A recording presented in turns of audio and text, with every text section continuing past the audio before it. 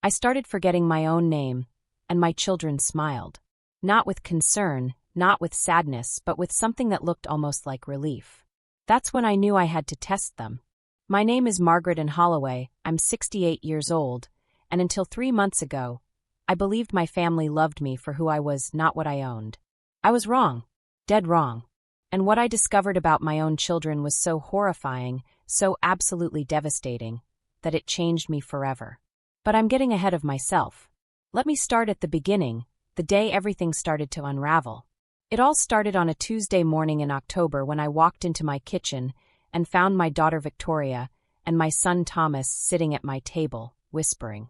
They stopped the moment they saw me, their faces freezing into those practiced smiles I had seen 1,000 times before. The kind of smiles people wear when they're caught doing something they shouldn't be doing.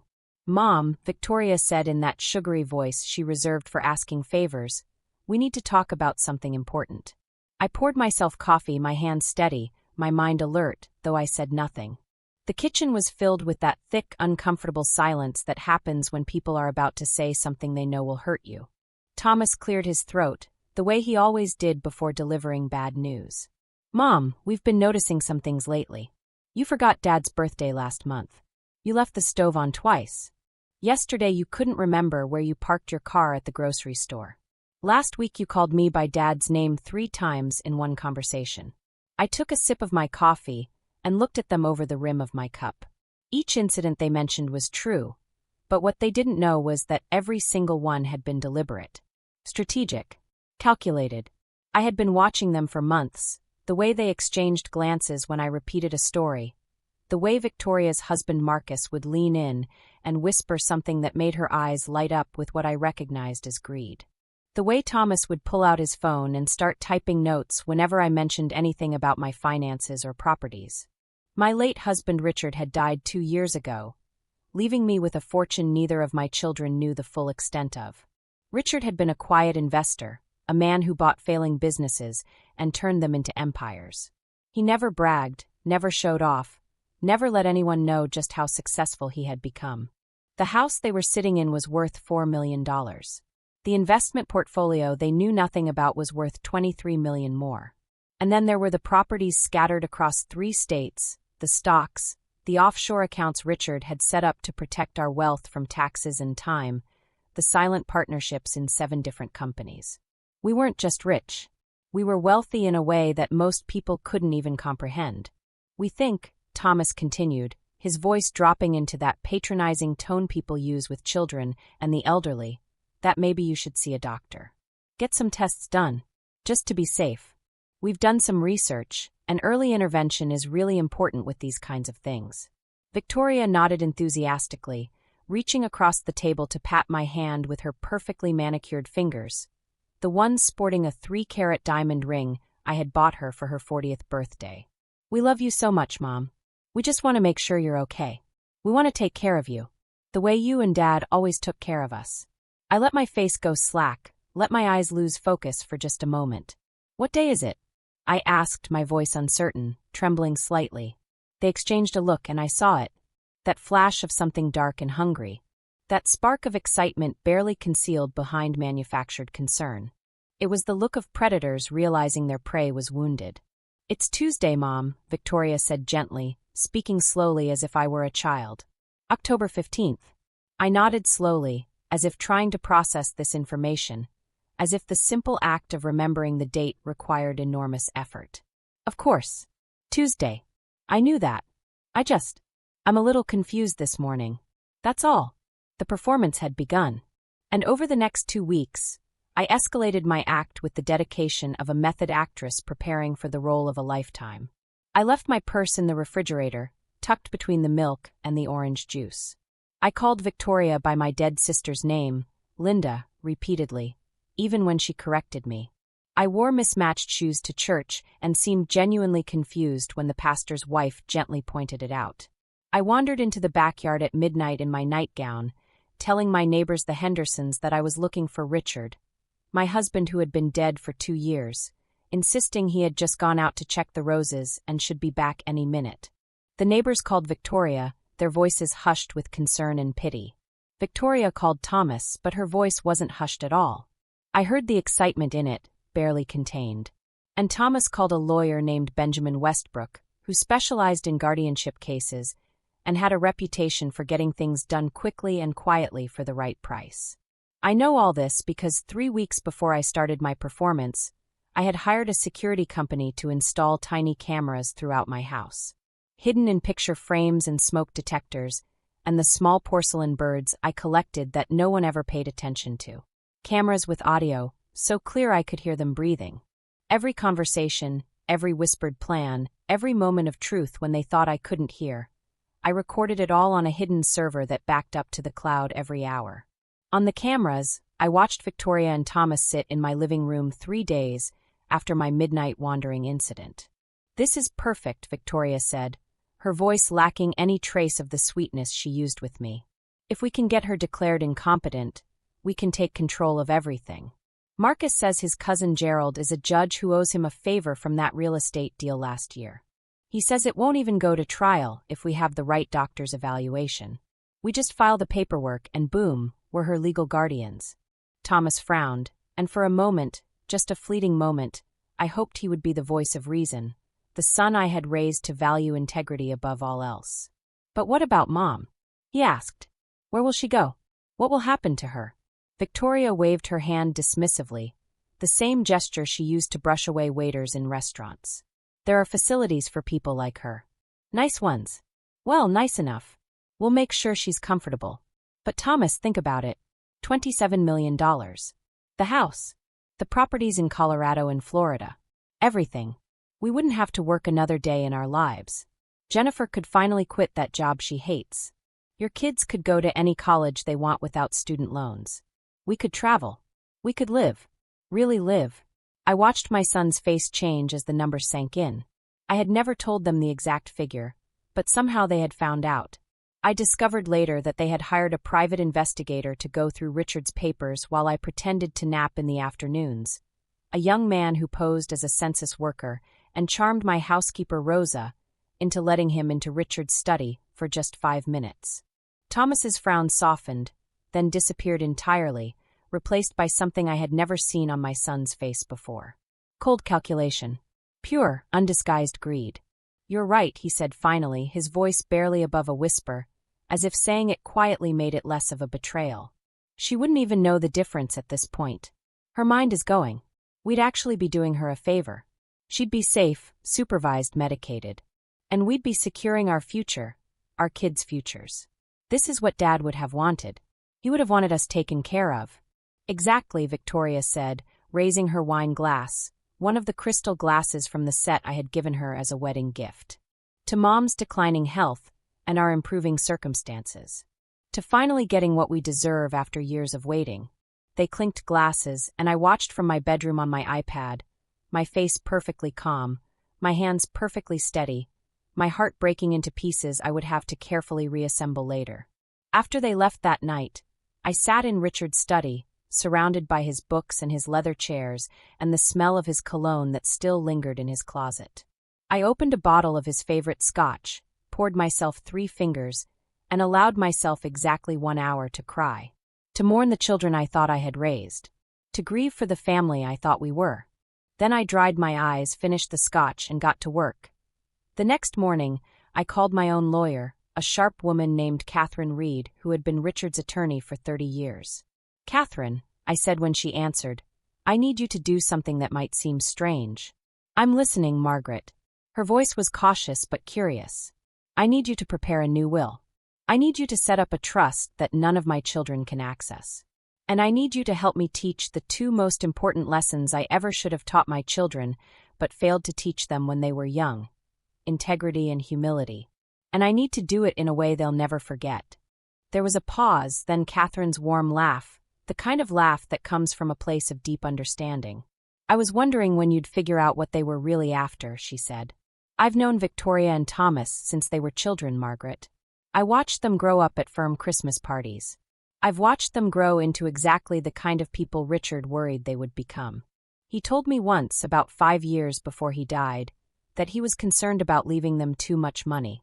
He said wealth without character is just a weapon people use to hurt themselves and others. Tell me your plan. I explained everything. The fake dementia. The recordings. The elaborate test I had designed. The multiple stages of revelation I had planned. Catherine listened without interrupting, and when I finished, she was silent for a long moment. It's brilliant, she said finally. Cruel, perhaps, but brilliant. And completely legal. We have every right to dispose of your assets as you see fit. When do you want to execute the plan? Give me 2 more weeks, I said. I want to see how far they'll go. I want to see if there's any line they won't cross. I want to know exactly who my children have become. Those 2 weeks revealed depths of betrayal I hadn't imagined possible, couldn't have conceived of in my worst nightmares. Victoria came by daily, bringing food she claimed to have made herself, but that I recognized from expensive restaurants downtown. She would sit with me, hold my hand with both of hers, and talk about her childhood, about all the wonderful memories we had shared. Remember when I was 7, and you stayed up all night making my Halloween costume? She would say, her eyes glistening with what looked like genuine tears. Remember when Thomas broke his arm, and you slept in the hospital with him for 3 days? You were always such an amazing mother. If you ever need anything, Mom, anything at all, I'm here for you. Always. I will never abandon you the way some children abandon their parents. Then she would kiss my forehead, wait until she thought I had drifted off to sleep, and go into Richard's study. The one I had deliberately left unlocked. And I would watch on my hidden cameras as she photographed documents. Bank statements, property deeds, insurance policies, stock certificates, life insurance documents. She even found Richard's safety deposit box key and took photos of it from every angle. Then she would text the photos to Thomas with messages like, "Found another account. This one has $2.3 million. And can you believe they hid this much from us? We're going to be set." One text, sent at 11:47 p.m. on a Thursday, read, "Started looking at houses in the Hamptons. Found the perfect one. $8.9 million. We'll be able to afford it easy once the old bat is out of the way." The old bat. That's what I had become to my daughter. Not mom. Not mother. The old bat. Thomas took a different, more calculated approach. He brought his children, my grandchildren, Emma and Jake, who were 7 and 9. Beautiful children with bright eyes and innocent smiles. He would sit them on my lap and have them hug me while he recorded videos on his phone. "Grandma loves you so much," he would say, his voice choked with manufactured emotion, Academy Award-worthy performance. These kids mean everything to her. She worked her whole life, so she could leave them something. She would want them taken care of. She would want them to have the best education, the best opportunities. That's all she ever talked about with their grandfather. Taking care of family. Legacy. Making sure the next generation had it better than we did.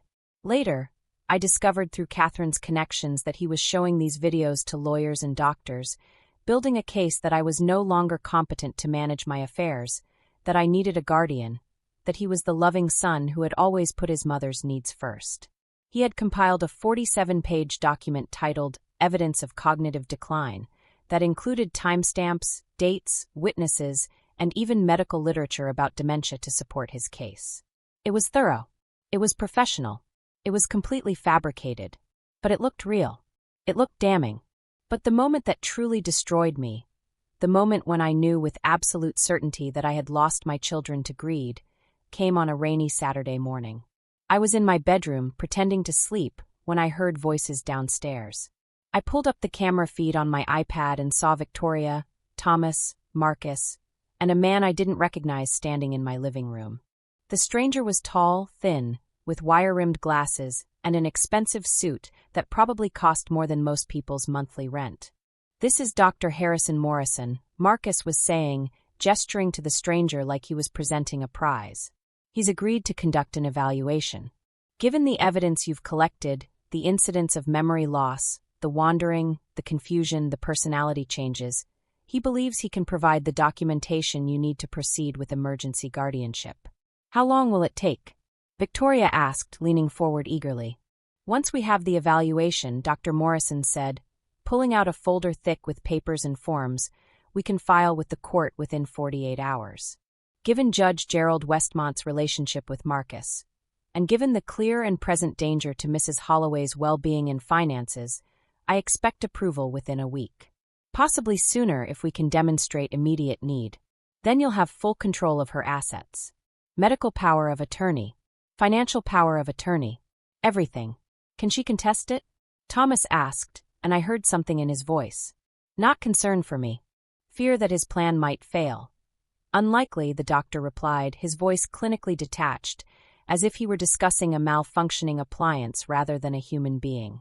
By the time she understands what's happening, if she even has the capacity to understand, the legal process will be complete.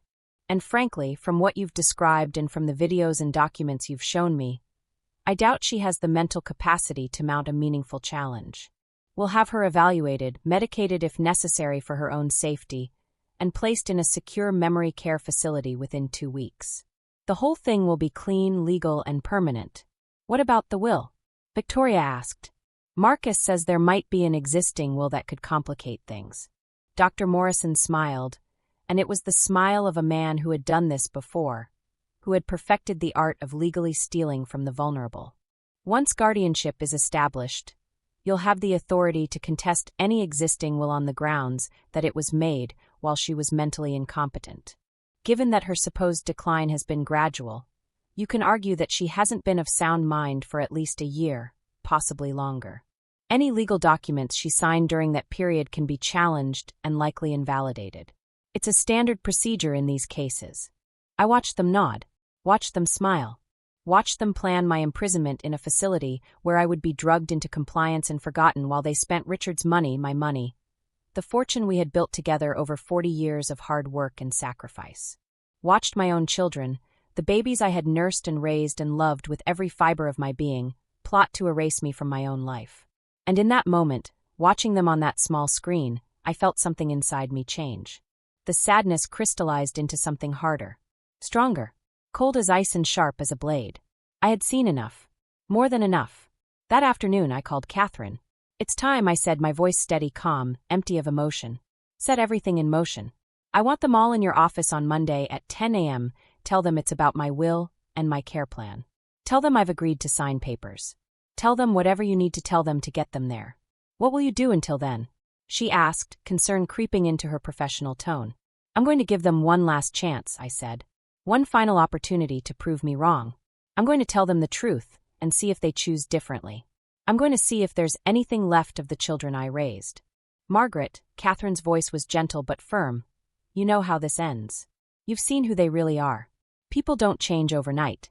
I know, I said quietly, looking out the window at the garden Richard and I had planted together 20 years ago. But I have to try. I have to know for certain. I have to be able to say I gave them every possible chance. Because if I don't, I'll spend the rest of my life wondering if I gave up on them too soon. That evening I made dinner. Not just any dinner, but a feast. A full spread of all their favorite foods from childhood. The dishes I used to make for special occasions when they were young. Pot roast for Thomas, the way he liked it with extra carrots, and that special gravy I made from scratch that he said no restaurant could ever replicate. Lemon chicken for Victoria, with the crispy skin she used to fight with her brother over, the recipe I learned from my own mother. Homemade rolls that took 4 hours to make, rising twice, brushed with butter. Mashed potatoes with cream and roasted garlic. Green beans with almonds the way Richard always prepared them. Apple pie with vanilla ice cream. The works. The whole spread. Every dish a memory. Every plate a prayer.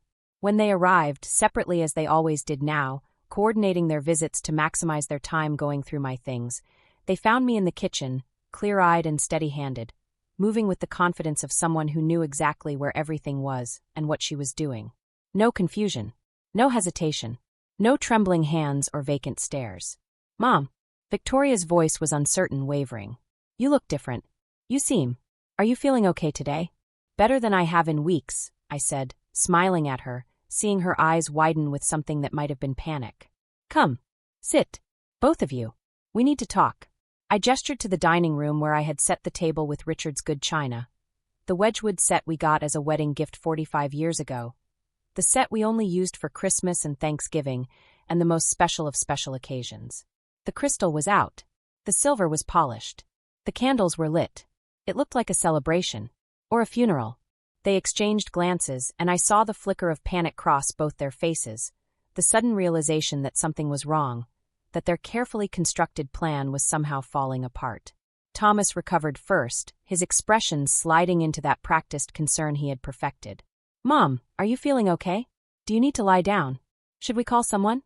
"Sit," I repeated, my voice harder this time, carrying an edge of steel they hadn't heard since they were children being disciplined. "Please, sit down. Now." They sat, because some childhood instincts never fully disappear. The instinct to obey a parent's command delivered in that particular tone. I served the food in silence, watching their confusion grow with each passing moment, with each perfectly normal action I performed. When all 3 plates were full, when the wine was poured, when everything was arranged just so, I finally took my own seat at the head of the table, where Richard used to sit, where the patriarch of the family belongs. "I'm not losing my mind," I said, my words dropping into the silence like stones into still water, creating ripples that spread and spread. "I never was." Victoria's fork stopped halfway to her mouth, suspended in midair. What are you talking about?" "Everything you've seen over the past month," I continued, each word carefully chosen, carefully delivered, every moment of forgetfulness, every incident of confusion, every single thing that worried you so much, was an act. A performance. A test. To see if you loved me or if you just loved what I could give you. To see if there was any limit to what you would do to get your hands on your father's money. Thomas's face went pale, the color draining from his cheeks like water from a sink. "Mom, I don't understand. This doesn't make sense. You seem so." "Oh, I think you do understand," I said, pulling out my iPad and setting it in the center of the table between the mashed potatoes and the green beans. "I think you understand perfectly. Let me show you exactly how well I understand. Let me show you who you've become." I played the recordings. All of them. Every single one. Victoria and Thomas planning to have me declared incompetent. Their conversations about the money, about the facilities they would put me in, about how I wouldn't even know the difference, about how they deserved this, how they had earned it by putting up with me for so long. Marcus and his judge cousin. Dr. Morrison, and his willingness to provide false documentation for the right price. The private investigator they hired. The 47-page document. The texts about houses in the Hamptons. The phrase "old bat." Everything.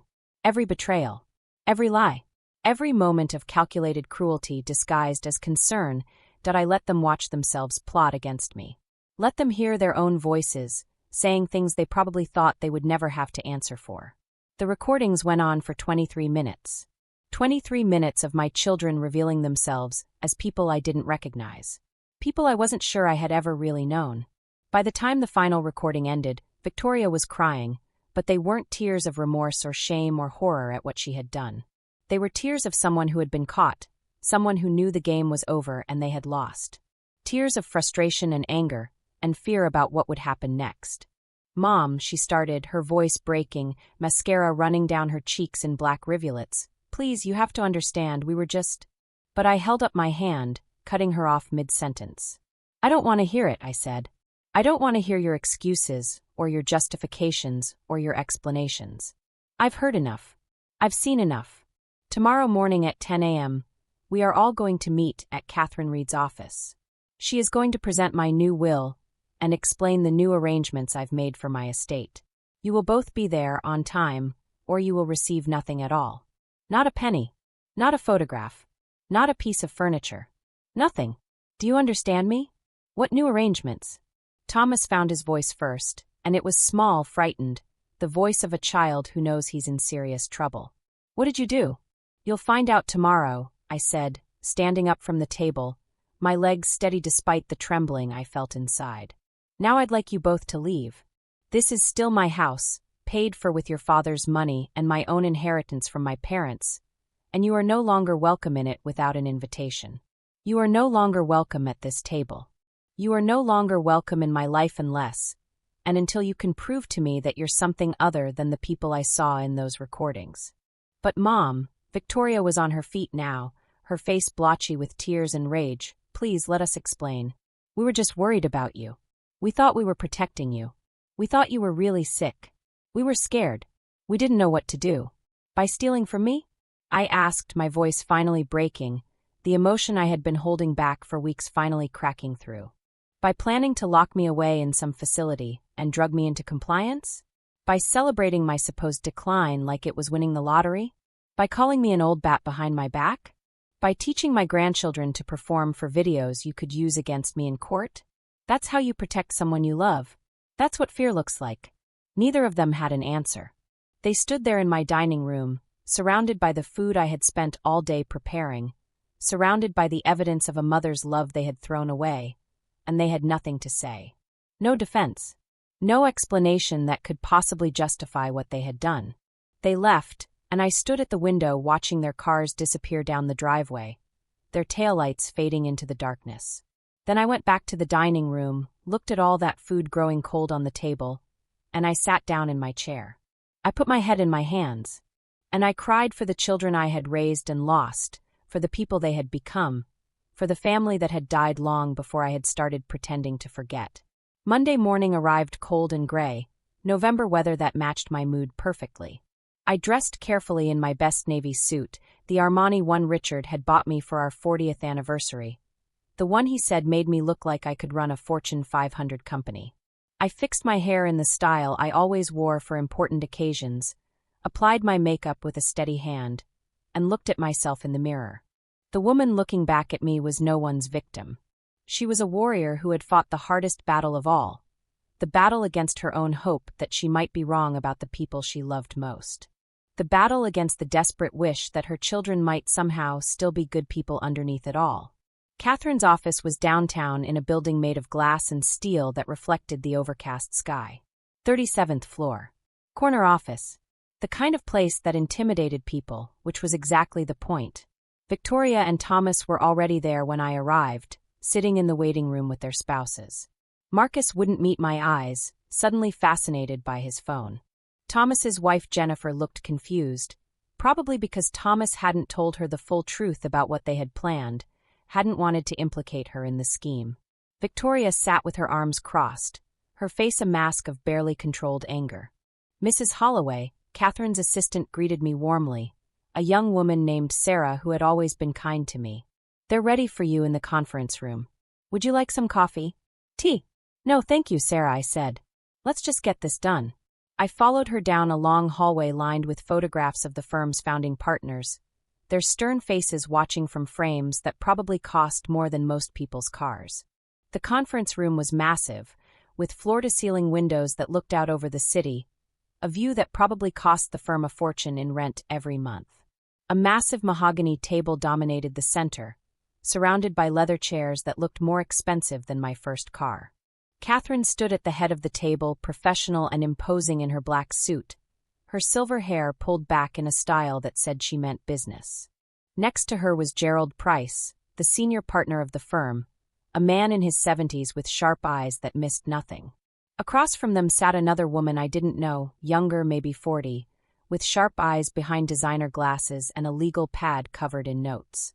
And in the corner, standing rather than sitting, was a large man in a security uniform, his presence making it clear that this meeting had the potential to get ugly.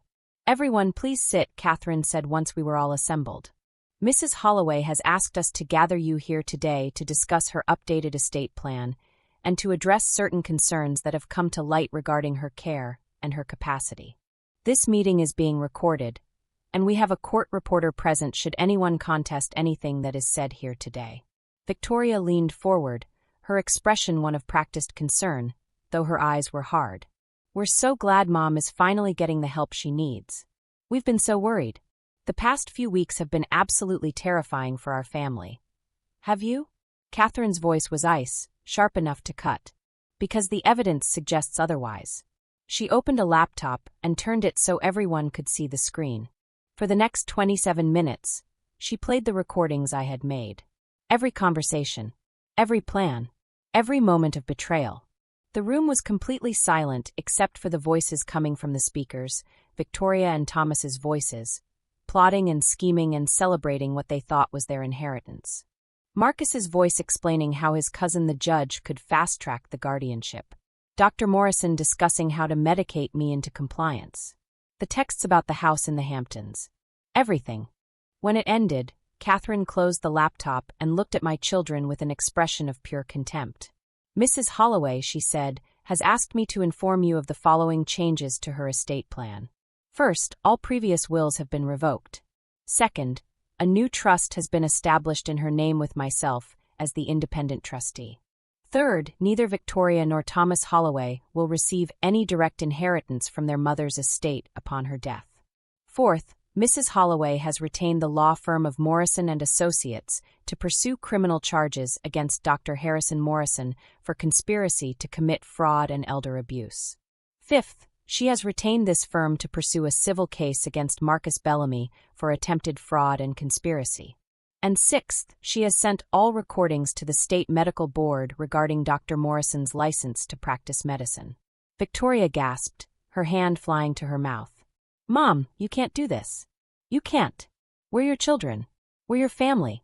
Actually, Catherine said calmly, smoothly, she absolutely can. This is her property to dispose of as she sees fit. She is of sound mind, as evidenced by her ability to plan and execute an elaborate months-long investigation into your activities.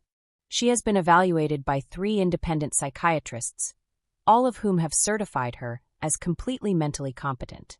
In fact, Dr. Elizabeth Chun noted in her evaluation that Mrs. Holloway demonstrated exceptional cognitive function for her age, scoring in the 98th percentile on all assessments. But Victoria's voice rose to a near shriek, her composure completely shattered. "We're her children. We're her family. She has to leave us something. It's not fair. She can't just cut us off. Are you, though?" I spoke for the first time since sitting down. "Are you my family? Because family doesn't plot to steal from each other. Family doesn't celebrate a parent's supposed decline like it's Christmas morning. Family doesn't hire corrupt doctors to provide false diagnoses so they can take control of assets that don't belong to them. Family doesn't call their mother an old bat in text messages. Family doesn't teach grandchildren to perform for the cameras. So tell me, Victoria, are you really my family? Or are you just 2 strangers who happen to share my DNA?" Thomas finally spoke, his voice hollow, broken, defeated. "So we get nothing? We get nothing at all? After everything?" "I didn't say that," I replied, and I saw a flash of hope in both their eyes, hope I was about to crush completely. "Catherine, please continue. Tell them about the conditions." Catherine pulled out another document, thick and official-looking. Mrs. Holloway's new will stipulates the following. Her entire estate, valued at approximately $27.3 million, will be placed in a charitable trust upon her death. The trust will fund scholarships for nursing students, support for Alzheimer's research, grants for elderly individuals who have been victims of financial abuse, and a foundation in Richard Holloway's name to support ethical business education. The irony wasn't lost on me, and I saw it register on Victoria's face, saw her realize that the very thing they had tried to fake would now benefit real people who suffered from it. "However," Catherine continued, "Mrs. Holloway has established a separate fund of $500,000 for each of her children. This money will be held in trust for them, but it comes with very specific conditions that must be met in full." "What conditions?" Thomas asked warily, suspiciously, like a man who knows the trap is closing but can't see where the jaws are yet. "For the next 5 years," Catherine explained, reading from the document, "both Victoria and Thomas will work with a non-profit organization that serves elderly individuals. They will spend at least 20 hours per week volunteering, not writing checks, not attending galas, but actual hands-on service. Helping with meals, transportation, companionship, medical appointments, advocacy. They will document their service with signed timesheets from supervisors. They will attend monthly meetings with the trust administrator. They will submit written reflections, at least 500 words each month, on what they learn. They will undergo annual evaluations of their character development by independent assessors. If at the end of 5 years, the trust administrator believes they have genuinely learned the value of service over self-interest, if they have demonstrated real change and measurable growth in empathy and integrity, they will receive their $500,000. If not, that money will also go to charity. And if we refuse?" Victoria asked, though her voice had lost its edge, lost its anger, replaced by something that sounded almost like despair. "Then you receive nothing," I said simply, my voice calm, final. "Not $1. Not a photograph. Not a piece of jewelry. Nothing. Everything goes to charity immediately upon my death. The choice is yours. Make it now.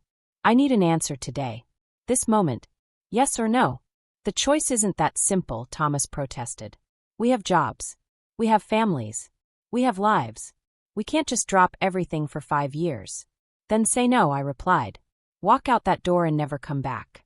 But understand that if you do, you will never receive another cent from me while I'm alive or after I'm dead. This is your one chance. Your only chance. To prove you're something other than what those recordings show. To prove that somewhere inside you, there's still some trace of the children I raised. I watched them struggle, watched the war play out on their faces. Pride versus greed. Anger versus need. The desire to tell me off versus the reality of $500,000. Finally, after what felt like an eternity, Thomas spoke. I'll do it, he said quietly, his voice barely audible. I'll do whatever it takes. I'll spend the 5 years. I'll do the work. I'll write the reflections. I'll prove to you that I'm not the person in those recordings. Victoria took longer, her jaw clenched, her hands balled into fists. But eventually she nodded too. Fine, she spat. Fine. I'll do it. I'll play your little game. I'll jump through your hoops. And then I'll take my money and you'll never see me again. Gerald Price, who had been silent until now, leaned forward, his voice carrying the weight of legal authority and decades of experience. I should also inform you both, he said, that if you had succeeded in having your mother declared incompetent, if you had proceeded with your plan, you would have been prosecuted for elder abuse, fraud, conspiracy, and possibly attempted theft. The evidence is overwhelming. The recordings are admissible. The conspiracy involved multiple parties. You would have faced federal charges. The only reason you're not facing criminal charges now is because Mrs. Holloway has declined to press them. Consider this an extraordinary act of mercy. Consider it a gift you don't deserve. We left the office separately. Catherine walked me to my car, her hand on my arm, her grip steady and reassuring. How do you feel? She asked, studying my face with those sharp lawyer's eyes that missed nothing. Tired, I said honestly, pulling my coat tighter against the cold November wind. Sad. Heartbroken. But also relieved. I know the truth now. I don't have to wonder anymore. I don't have to lie awake at night thinking maybe I'm being paranoid, maybe I'm imagining things. I know exactly who they are. Do you think they'll actually do it? She asked as we reached my car. Complete the 5 years? Will they change? I don't know, I admitted, unlocking the door but not getting in yet. Maybe they will. Maybe spending 5 years serving people will crack something open in them. Maybe they'll meet an elderly person who reminds them of me, who makes them see what they almost did. Or maybe they'll quit after a month and prove me right about who they've become. Either way, Catherine, I'll know I tried. I'll know I gave them every possible chance to find their way back to being decent human beings. She nodded, understanding in her eyes. For what it's worth, Margaret, you did the right thing. What they did to you was unforgivable. You would have been completely justified in cutting them off entirely, in pressing charges, in destroying them the way they tried to destroy you. This way, this gives them a path back. That's more than most people would offer. I know, I said softly. But they're still my children. Somewhere under all that greed and selfishness, there might still be the little boy who used to bring me dandelions from the yard, and the little girl who used to fall asleep on my lap reading stories. I have to believe that. Because if I don't, if I accept that those children are completely gone, then I failed as a mother. And I can't live with that. That night, I sat in my living room, the house quiet and empty around me. I thought about Richard, about how he had worried about exactly this, about how wealth could corrupt even the people you loved most. I remembered a conversation we had about 10 years ago, late at night after a family dinner where both kids had asked for money. He had poured us both scotch and said, "Margaret, I worry that we made things too easy for them. They never had to struggle. They never had to work for anything. And now they're in their 30s, and they still think we're an ATM machine. What happens when we're gone? Will they know how to survive? Will they even remember who we were beyond the money we left behind?" I had dismissed his concerns then, defended our children, insisted they were good people who just needed a little help getting established. But Richard had seen something I hadn't wanted to see. He had recognized the warning signs that I had ignored. And now, sitting alone in our living room, I wished more than anything that I could tell him he was right. That I could apologize for not listening. That I could ask him what to do next. The first week after the meeting was the strangest of my life. The house felt different, as if the very walls knew what had happened. Rosa, my housekeeper, noticed immediately. Mrs. Holloway, She said on Tuesday when she came to clean, "You seem different. Lighter somehow. Did something happen?" I told her everything. Rosa had been with me for 15 years, had watched Victoria and Thomas grow up, had seen the change in them over time. She sat at my kitchen table, her eyes wide, as I explained the fake dementia, the recordings, the meeting at Catherine's office. When I finished, Rosa was quiet for a long moment. Then she said something I will never forget. "Mrs. Holloway, 3 months ago, Miss Victoria asked me to look for your financial papers. She said you had asked her to help organize them, but couldn't remember where they were.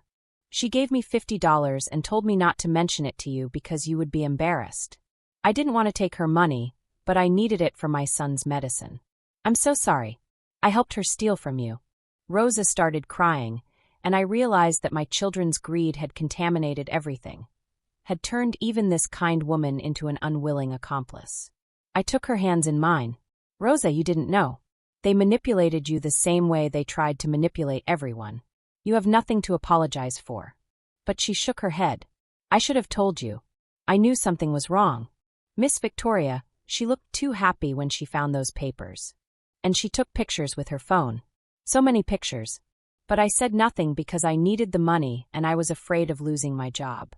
I see that now. It wasn't just Rosa. Over the next few days, I discovered the full extent of Victoria and Thomas's conspiracy. My neighbor Mrs. Henderson admitted that Thomas had asked her to keep a journal of my strange behaviors and had paid her $200 for it. The pharmacist at my local drugstore revealed that Victoria had tried to get information about my prescriptions, claiming she was worried about my medication management. Even Father Michael at my church told me that Thomas had come to him asking about memory care facilities, painting a picture of a devoted son caring for a declining mother. They had built an entire network of lies and manipulation, carefully constructing evidence of my incompetence. And it would have worked. If I hadn't been watching, if I hadn't been testing them, they would have succeeded. I would be in a facility right now, medicated and confused, while they spent my money and told everyone what devoted children they were. 3 weeks after the meeting, I received a call from Catherine. "Margaret," she said, her voice careful, controlled, "I need to tell you something. Thomas and Victoria have both started their volunteer work. Thomas is at Silver Springs Elder Care Center, and Victoria is at Hope House, a facility for low-income seniors. I've spoken with both coordinators, and they say your children are showing up, doing the work, not complaining. It's early days, but they're complying with the terms." "How do they seem?" I asked, not sure what answer I wanted to hear. "The coordinators say they're quiet, reserved." Victoria apparently broke down crying on her second day when she was helping an 80-year-old woman named Dorothy who has no family and hasn't had a visitor in 3 years. Thomas spent an hour yesterday reading to a man with Parkinson's who reminded him of his father. The coordinator said Thomas had to leave the room after because he was crying. I sat with that information, trying to understand what it meant. Were they genuine tears? Or was this just another performance, another manipulation designed to get what they wanted? A month later, I received something unexpected. A letter, handwritten on lined paper, the kind you might find in a school notebook. It was from Thomas. "Mom," it began, "I don't know if you'll read this. I don't know if you'll ever forgive me. I don't know if I deserve forgiveness. But I need to write this anyway, even if you throw it away without reading it. I've been volunteering at Silver Springs for 5 weeks now. I hate it. Every single day, I hate walking into that building. I hate the smell of disinfectant and old age and sickness. I hate seeing people who are forgotten by their families, who sit alone in their rooms waiting for visitors who never come. I hate it because I see you in every single one of them. There's a woman here named Margaret. Same name as you. She's 72, has dementia, and her daughter never visits. When I read to her, she calls me by her son's name and tells me she loves me and she's sorry she was such a burden. And I have to leave the room because I can't breathe, because that could have been you. That would have been you if your plan hadn't worked. Last week, I was helping a man named George get to the bathroom. He's 85, has no family, and he's dying of cancer. He told me he worked his whole life as an accountant, saved his money, did everything right. And his daughter and son-in-law stole it all. Got him declared incompetent, put him in this facility, and took every penny. He said the worst part wasn't losing the money. It was losing his children. He said he would have given them everything anyway if they had just asked, if they had just loved him instead of his money. Mom, I was planning to do exactly that to you. Exactly that. And I didn't even have the excuse of you being actually sick. You were completely fine, and I was going to destroy you anyway for money I didn't even need. I have a job. Jennifer has a job. We're not poor. We're comfortable. But I wanted more. I wanted easy. I wanted to never worry again. And I was willing to sacrifice you to get it. I don't know if I can ever become the person you wanted me to be. I don't know if 5 years of volunteering will erase what I planned to do. But I'm going to try. Not because of the money at the end, although I'd be lying if I said that wasn't part of it.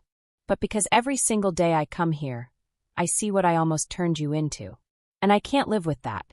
I can't look at my own kids and pretend to be a good father when I know what kind of son I really am. I'm sorry, Mom. I'm so sorry. I know that doesn't mean anything. I know words are cheap, and I destroyed your trust. But I needed to say it anyway. Your son, Thomas. I read the letter 3 times, sitting at my kitchen table with tears running down my face. And I didn't know what to feel. Was this real? Was this growth? Or was this just what he thought I wanted to hear? 2 weeks later, another letter arrived. This one from Victoria. Mom, I met a woman yesterday named Alice. She's 68. Your age. She has 3 children who never visit, 7 grandchildren she's never met. She told me she spent her whole life working as a teacher, saved every penny, and when she got sick, her children convinced her to sign power of attorney. They sold her house, emptied her accounts, and put her in the cheapest facility they could find. She cries every night. She begs the nurses to call her daughter. Her daughter never answers. I sat with Alice for 3 hours yesterday. I held her hand while she cried, and all I could think was, that's what I was going to do. That's exactly what I was planning. I wanted to tell her I was sorry, that I understood, that I had almost done the same thing to my own mother. But I couldn't get the words out. Mom, I've been so angry at you. So angry for testing us, for tricking us, for recording us. I've spent weeks thinking about how unfair it all was, how you set us up to fail. But yesterday, sitting with Alice, I realized you didn't set us up to fail. You gave us a chance to show who we really were. And we failed all on our own. You didn't make us plan to steal from you. You didn't make us celebrate your supposed sickness. You didn't make us call you an old bat or plan to lock you away. We did that. All of it. Because somewhere along the way, we became people who value money more than love. I don't know how to fix this. I don't know how to become a better person. But I'm trying. I'm reading to people who can't read anymore. I'm sitting with people who have no one else. I'm learning their names and their stories. And I'm starting to understand what you were trying to teach us. That people matter more than money. That dignity isn't about what you own. That the way you treat vulnerable people defines who you are. I'm sorry, Mom. I'm sorry for everything.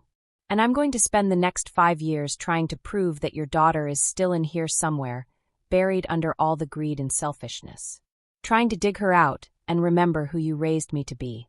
Victoria. Over the next 6 months, the letters kept coming. Once a month from each of them. Some were short, just a few paragraphs about a difficult day. Others were long, pages and pages about the people they were meeting, the stories they were hearing, the realizations they were having.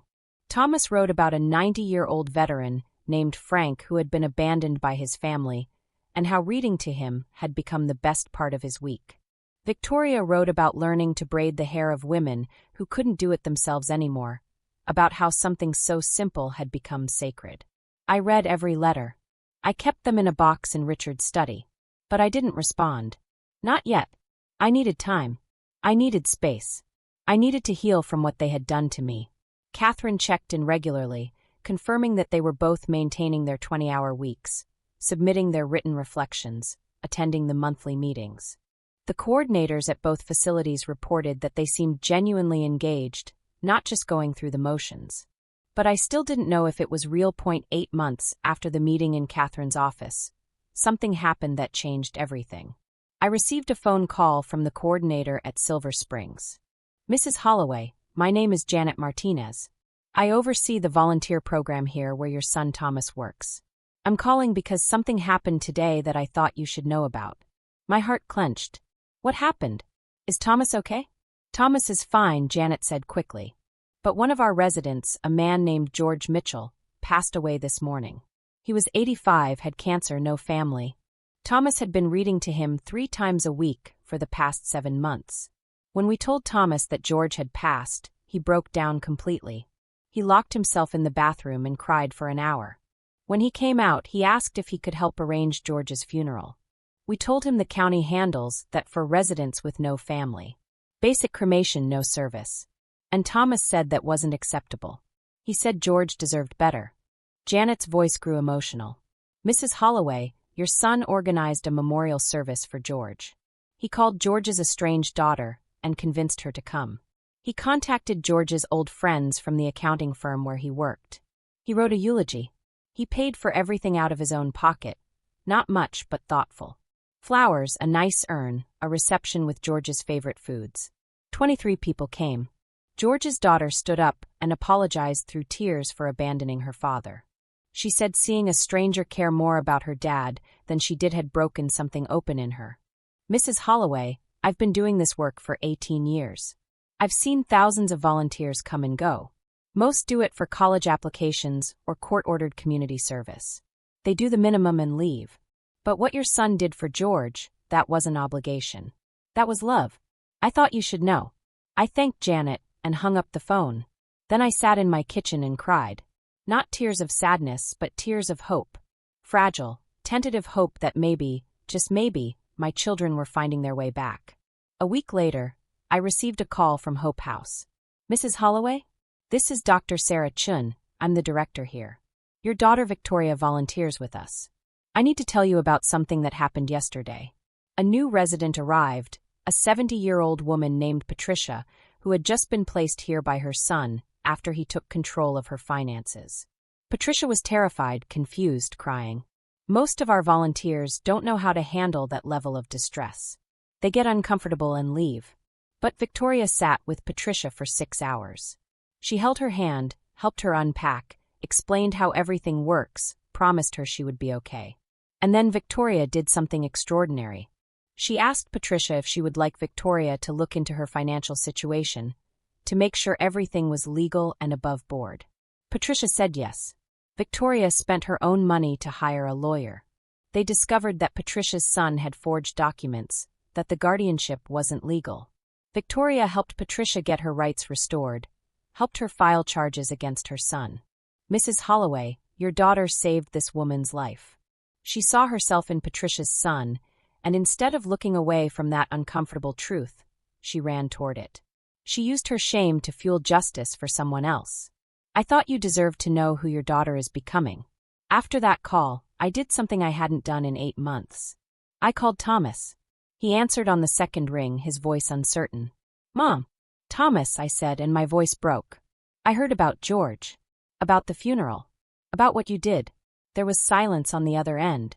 Then, quietly, he reminded me of Dad. And of what you could have become if we had succeeded. I couldn't let him die alone and forgotten like he didn't matter. He mattered, Mom. They all matter. Every single person in that building matters. And I didn't see that before. I was so busy thinking about money and houses, and never having to work again, that I forgot the most basic truth. People are not obstacles to getting what you want. People are what matters.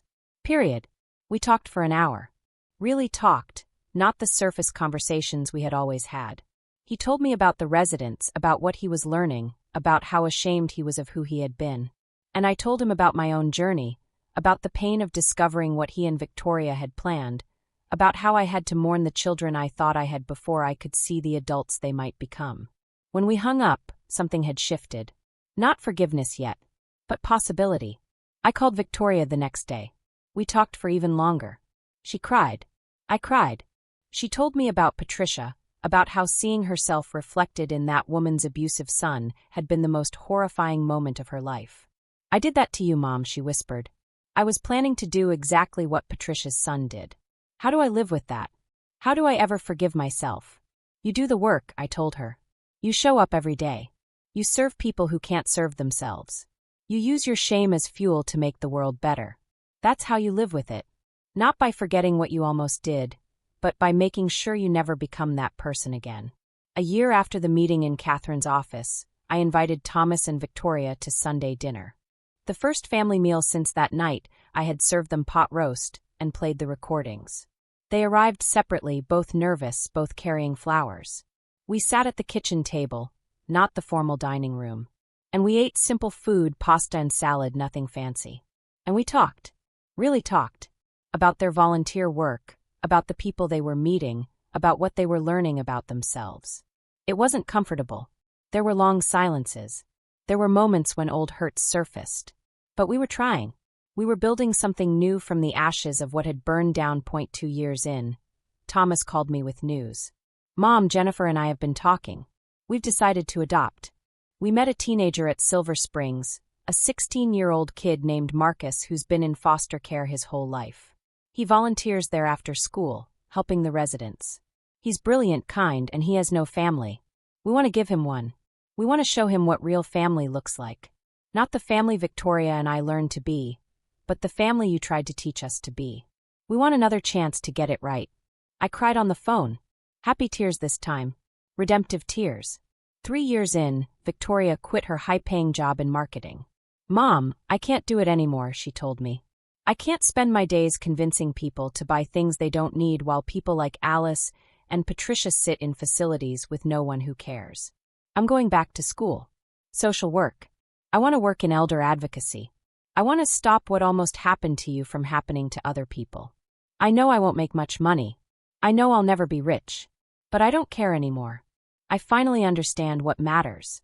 For years in, we had Sunday dinner every single week. Thomas and Jennifer and Marcus. Victoria and her husband and their 2 kids. Me. Around my table, eating food we prepared together, sharing stories, laughing, crying, being a family. A broken family, scarred and imperfect, but a real one. Built on truth instead of lies. On service instead of greed. On love instead of money. And one Sunday, as I looked around that table, I realized something. I had won. Not the battle I thought I was fighting. I hadn't won by punishing them or cutting them off or proving I was smarter than they were. I had won because my children had become good people.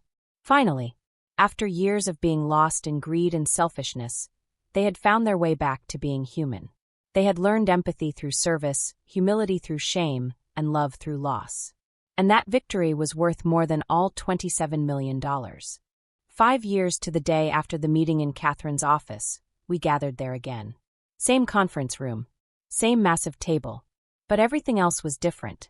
Catherine sat at the head of the table with a small smile on her face. Next to her sat Janet Martinez and Dr. Sarah Chun, the coordinators from Silver Springs and Hope House. Gerald Price was there too, along with the independent assessor who had been evaluating Thomas and Victoria's progress. And at the table sat my children, no longer the greedy, desperate people they had been 5 years ago. They looked older, wiser, humbler. Thomas had gray hair at his temples now. Victoria had lines around her eyes from smiling at residents, from crying with them, from caring. Catherine cleared her throat. We are gathered here today to complete the terms of the trust established 5 years ago by Margaret and Holloway. Thomas and Victoria Holloway have completed their 5-year service requirement. They have each served over 5,000 hours. They have submitted 60 written reflections, all of which I have read. They have undergone annual evaluations. And now it falls to me as trustee to make a determination. Have they changed? Have they grown? Do they deserve the $500,000 each that their mother set aside? She looked at Janet and Dr. Chun. Janet spoke first. In my 18 years of running the Silver Springs volunteer program, she said, I have never seen transformation like Thomas Holloway's. He started as a man doing penance. He became someone who genuinely loves the people he serves. George Mitchell's funeral was just the beginning. Thomas has organized a memorial service for every resident who has died with no family. He adopted a teenager who needed a home. He donated his own money to improve conditions at the facility. He is no longer volunteering to get something. He is volunteering because he finally understands that service is its own reward. Dr. Chun spoke next. Victoria Holloway came to us broken by shame, she said. I wasn't sure she would last a month. But she stayed. She fought through her discomfort. She learned to see herself in the people she served. She saved Patricia's life and several others after that. She went back to school to make elder advocacy her career. She has become one of our most valuable volunteers, and more importantly, one of our most compassionate humans. Catherine turned to the independent assessor, a psychologist named Dr. Raymond Torres. Dr. Torres, your assessment? Dr. Torres opened a thick folder. I have conducted extensive evaluations of both Thomas and Victoria Holloway over the past 5 years, he said. Interviews, psychological assessments, behavioral observations. My conclusion is this. These are not the same people who sat in this room 5 years ago. Those people were driven by greed, entitlement, and a fundamental lack of empathy. These people have been rebuilt from the ground up. They have confronted their worst selves and chosen to become better. In my professional opinion, they have not only met the requirements of the trust, they have exceeded them. They have genuinely changed. Catherine looked at me. Margaret, she said softly, the final decision is yours. The trust documents give me authority to make this determination, but you are the one who created this test. You are the one who believed in the possibility of redemption. What do you want me to do? I looked at my children. Saw Thomas reach under the table to hold his wife's hand. Saw Victoria wipe tears from her eyes. Saw the people they had become, earned through 5 years of hard work and service, and confronting uncomfortable truths. I stood up and walked around the table. I stood between Thomas and Victoria and put a hand on each of their shoulders. 5 years ago, I said, my voice steady despite the emotion threatening to overwhelm me. I sat in this room and watched recordings of my children plotting to destroy me. I watched them celebrate my supposed decline. I heard them call me an old bat. I saw them plan to lock me away and steal everything I had. And my heart broke into pieces I wasn't sure I could ever put back together. I had to grieve for the children I thought I had. I had to accept that the people I loved most in the world had become monsters. And then I had to decide what to do about it. I could have destroyed them. I could have pressed charges, taken them to court, made sure they never got a penny. And part of me wanted to do exactly that. Part of me wanted revenge. But a bigger part of me, the part that remembered holding them as babies, that remembered teaching them to walk and read and dream, that part couldn't give up hope that somewhere inside them, the good people they could be were still fighting to get out. So I designed this test. 5 years of service. 5 years of learning to see other people as human beings who matter. 5 years of facing the consequences of who they had become and choosing to be better. And I watched. Every day for 5 years, I watched to see if the change was real. I read every letter. I took every phone call. I listened to every story. And somewhere along the way, I stopped mourning the children I had lost and started celebrating the adults they were becoming. I looked at Thomas. You organized funerals for people everyone else forgot. You adopted a child who needed a family. You learned that wealth isn't about money. It's about richness of character. I looked at Victoria.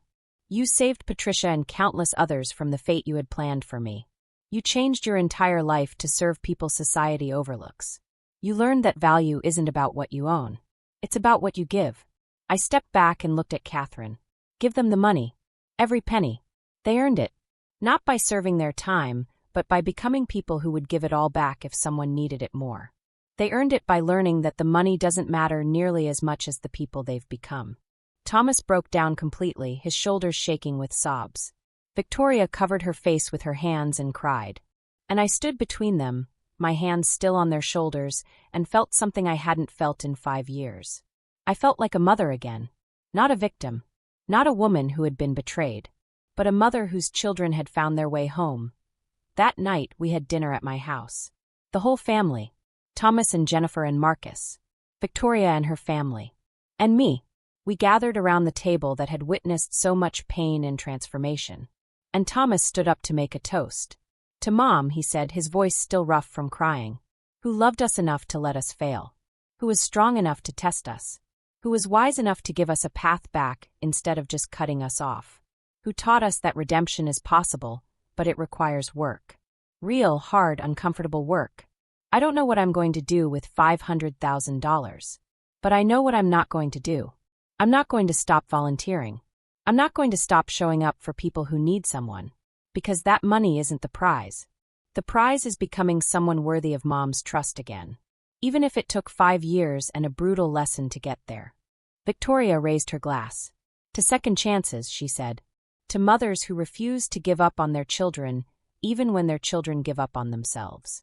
to the hardest 5 years of my life that turned out to be the best 5 years. To finally understanding what Dad meant when he said that character is what you do when no one is watching. Well, Mom was watching, and we failed that test spectacularly. But she gave us another one, and we're going to spend the rest of our lives making sure we pass it every single day. We drank. We ate. We laughed and cried and told stories.